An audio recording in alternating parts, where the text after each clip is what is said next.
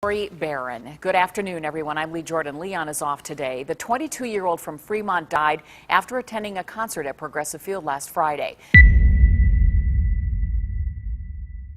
In the heart of a bustling city where life moves at the speed of light, where laughter echoes through crowded streets, and where dreams are both made and shattered, there exists a story that reminds us of the fragility of life.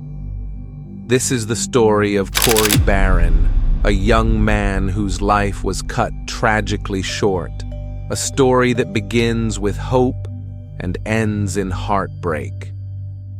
It's a story that forces us to confront the darkness that can lurk in the most unexpected places, and a story that reminds us to hold our loved ones a little closer. Tonight, we remember Cory Barron, not just as a victim, but as a son, a brother, a friend, and a life that mattered. Cory Barron was just 22 years old when his life was tragically taken. He was a young man full of potential, with a bright smile that could light up a room. Born and raised in Ohio, Cory was known for his kind heart, his love for his family, and his passion for music. He was the kind of person who could make friends wherever he went, and those who knew him described him as someone who always looked out for others. Cory grew up in a close-knit family. His parents, Tim and Wendy Barron, raised him with love and care, instilling in him the values of kindness, hard work, and compassion. He had two siblings, a brother and a sister, who adored him. Cory was the kind of brother who would drop everything to help his siblings, whether it was fixing a car, giving advice, or just being there to listen. As a teenager, Cory developed a deep love for music. He played the guitar and often spent hours practicing, dreaming of one day performing on stage. His friends remember him as the life of the party, always ready with a joke or a song to lift everyone's spirits.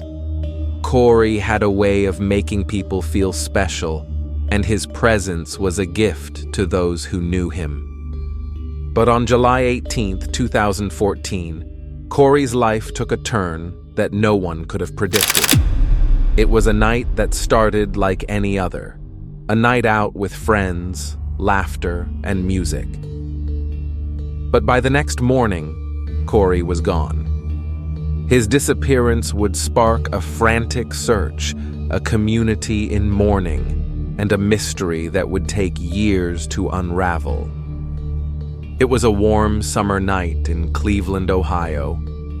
Cory had gone to a concert at Progressive Field, home of the Cleveland Indians. The atmosphere was electric. Thousands of fans gathered to enjoy the music, the energy, and the camaraderie. Cory was there with friends, soaking in the moment, living life to the fullest. The concert was a much-anticipated event, and Cory had been looking forward to it for weeks. He loved live music, and the chance to see his favorite artists perform in his hometown was a dream come true. That night, Cory was in high spirits, laughing and joking with his friends as they made their way to their seats. But as the night wore on, something went terribly wrong. Cory became separated from his friends. At first, no one thought much of it. After all, it was a crowded venue, and it was easy to lose track of someone in the chaos. But as the hours passed, and Cory failed to return, his friends began to worry. They searched the stadium, asking security guards and fellow concert-goers if they had seen him. But there was no sign of Cory. By the time the concert ended and the crowds began to disperse, Cory was nowhere to be found. His friends called his phone, but it went straight to voicemail. They drove around the city, checking places they thought he might have gone, but still, there was no trace of him. As the night turned into morning, Cory's family was notified. His parents, his siblings, and his friends were all gripped by a growing sense of dread. Where was Cory?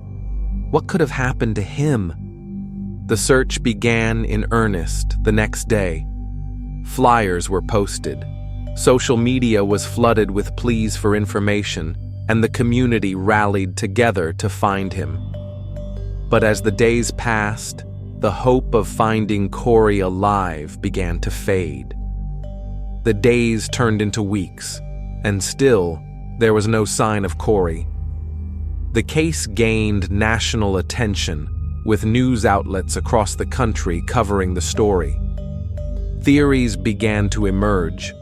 Some believed Cory had been abducted, others thought he might have gotten lost or injured, but no one could have imagined the horrifying truth that would eventually come to light. Then, on July 22, 2014, just 4 days after Cory's disappearance, a gruesome discovery was made.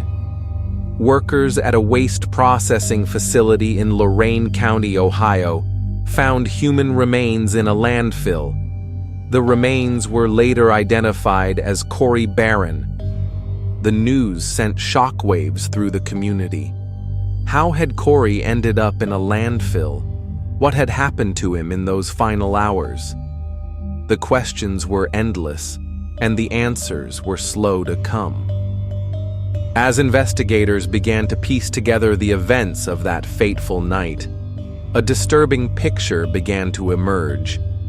Surveillance footage from Progressive Field showed Cory entering a restroom during the concert. But what happened next was anyone's guess. The investigation revealed that Cory had likely fallen into a trash chute in the stadium's restroom. The chute led directly to a dumpster, which was later emptied into a garbage truck. Tragically, Cory's body was transported to the landfill along with the rest of the trash. The discovery raised countless questions. How could something like this happen? Why wasn't the chute secured? And why hadn't anyone noticed Cory's absence sooner? As the investigation continued, it became clear that this was a tragic accident, a series of unfortunate events that led to an unthinkable outcome. But for Cory's family, the pain was unimaginable. They had lost their son, their brother, their friend, in the most horrific way possible. Cory's family was devastated. They had lost a loved one in a way that no one should ever have to experience. But amidst their grief, they found the strength to fight for justice.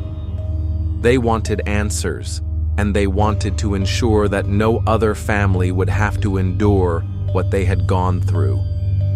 In the months that followed, Cory's family worked tirelessly to raise awareness about the dangers of unsecured trash chutes and to push for changes in safety regulations. Their efforts led to increased scrutiny of public venues and a renewed focus on ensuring the safety of patrons. But for Cory's family, the pain of losing him never went away.